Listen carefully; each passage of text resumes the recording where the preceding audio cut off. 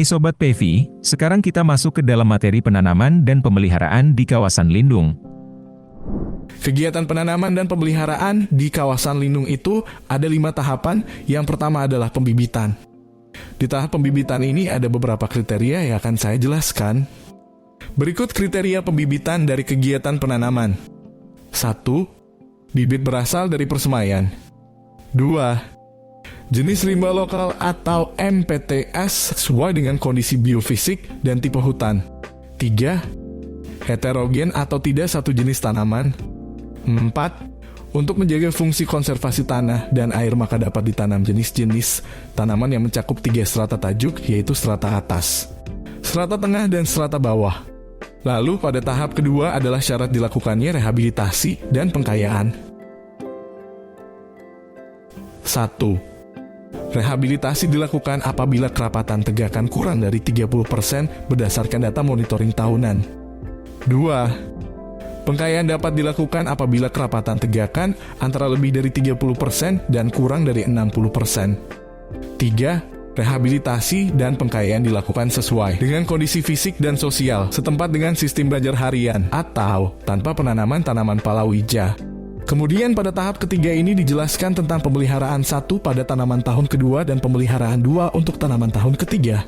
Dalam pemeliharaan ini dilakukan beberapa kegiatan sebagai berikut. 1. Penyiangan atau mencabut gula yang berada di sela-sela tanaman dan pembabatan tumbuhan pengganggu.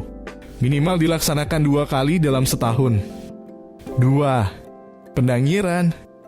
Pendangiran adalah menggemburkan dan memperbaiki aerasi tanah, minimal dilaksanakan 1 kali dalam setahun.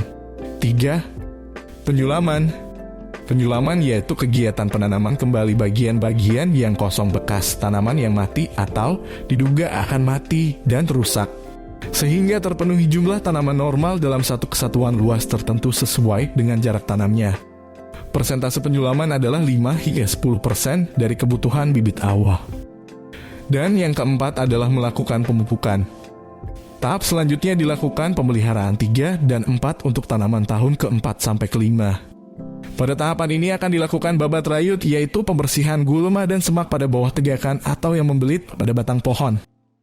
Pada tahap terakhir akan dilakukan pengendalian hama dan penyakit.